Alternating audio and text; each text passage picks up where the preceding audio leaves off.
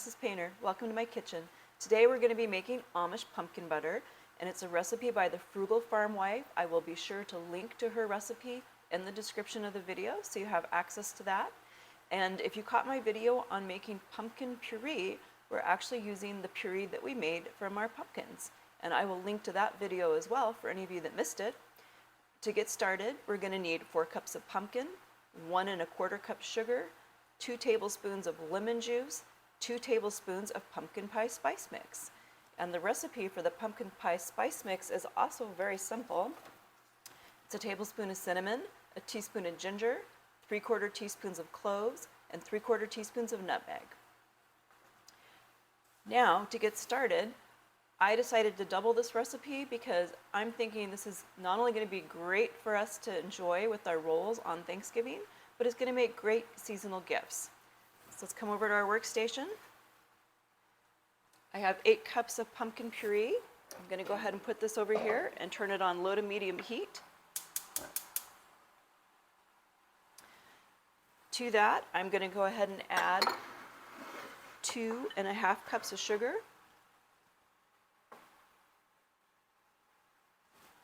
Let's go ahead and stir this in. I'm adding 4 tablespoons of lemon juice. I squeezed this lemon juice.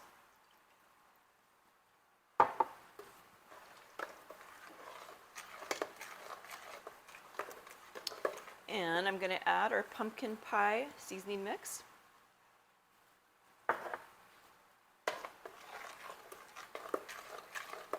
So this is going to be really easy to make.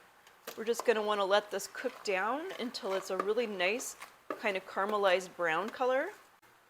So our pumpkin butter is heating nicely. It's actually already pretty thick and brown, so I'm thinking mostly we're just going to need to get this hot and have it boil for about 10 minutes to jar it. So this is actually going to be a pretty fast project. One thing I did find is working with this pumpkin puree is a lot like working with the rose hips in Alaska. It's really thick and so it can pop, so you need to be really careful. I'm going to go ahead and take a little bit of our pumpkin butter out and put it in a dish to cool so we can test the acidity.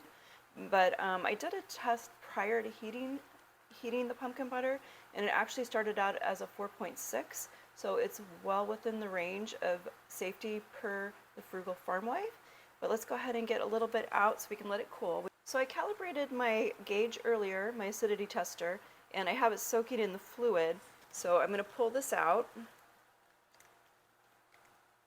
And it's kind of good to keep the tip of this moist. Keeping it from drying out helps preserve the life of the tester. I'm going to give it a quick rinse with water and dry it off here. Let's go ahead and turn this on. Turn this down so you can see what I'm doing.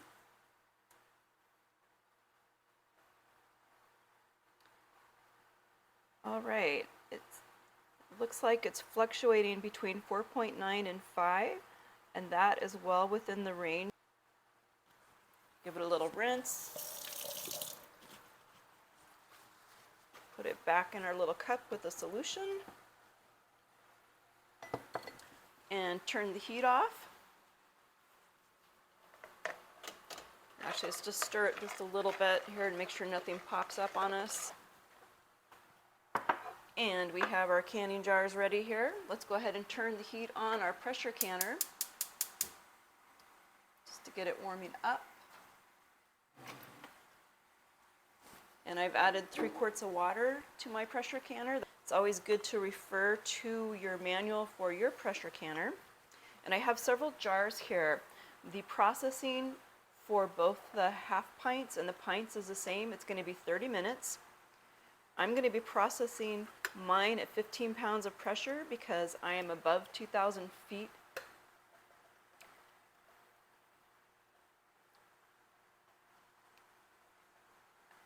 I took a little taste and it is super delicious.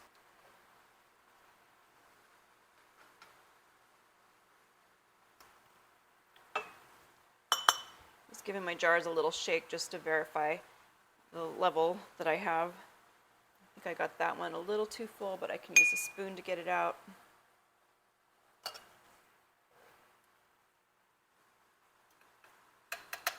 don't want to overfill your jars because when the mixture heats up, it will come out and it will mess up your seal. Okay, I've got another half pint one here. I think I'd like to do more half pints just because those make better gifts.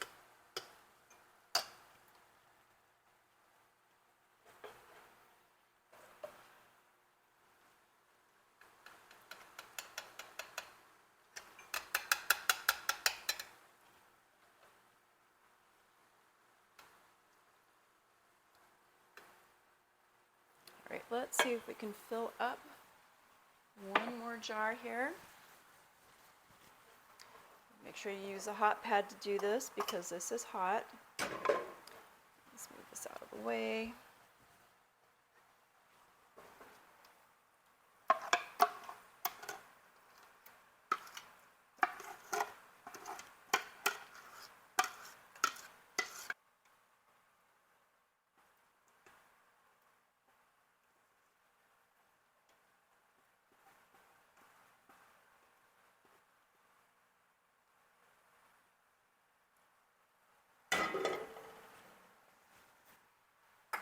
I think we should take a little taste.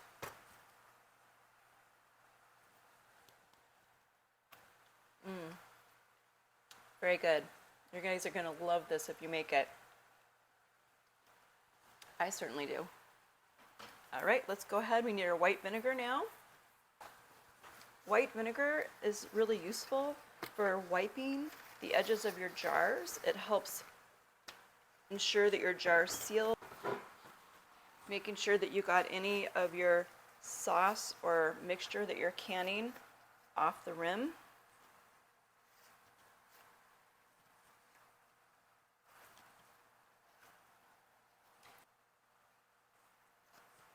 Let's go ahead and get our lids on.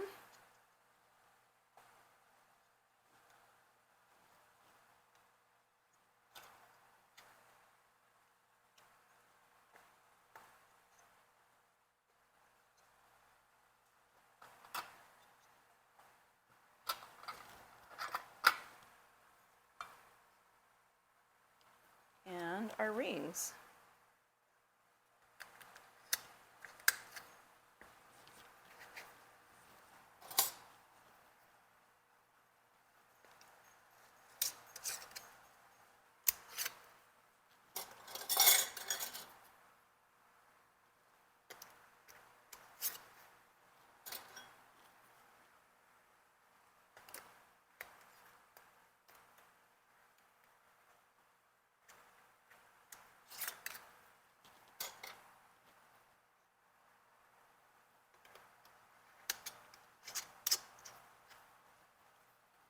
All right, let's get our canning tongs and go ahead and get these in our pressure canner.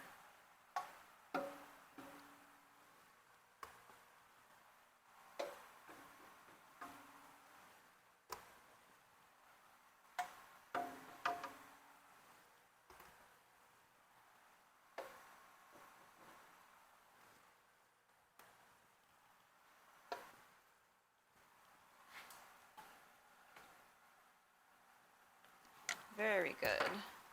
I'm going to go ahead and get our lid and put our lid on to line up the arrows.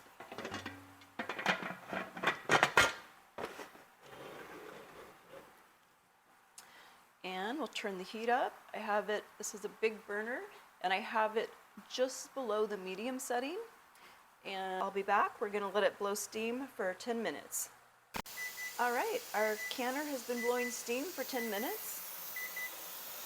Let's go ahead and add our 15-pound rocker. We're going to let that come up to pressure and we'll be back. Well, you hear that jiggling sound? It means our pressure canner is up to pressure, 15 pounds of pressure. You can actually see it rocking there in the video. Let's go ahead and turn our timer on. I'm going to set our timer for 30 minutes. And I will include a link to the pH tester that I'm using. It's been a great pH tester, and I would highly recommend that model of Apera, I guess that's how it's pronounced. We will be back in 30 minutes. All right, our timer's going off.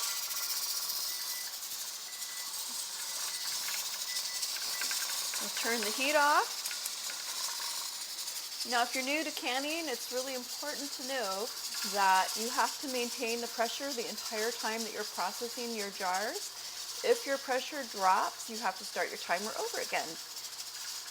I will allow this to cool in the canner for 2 hours before removing the jars, and then I will let them sit on a towel on the countertop overnight before testing the seals. I hope you enjoyed making Amish pumpkin butter with me today. Thanks for watching.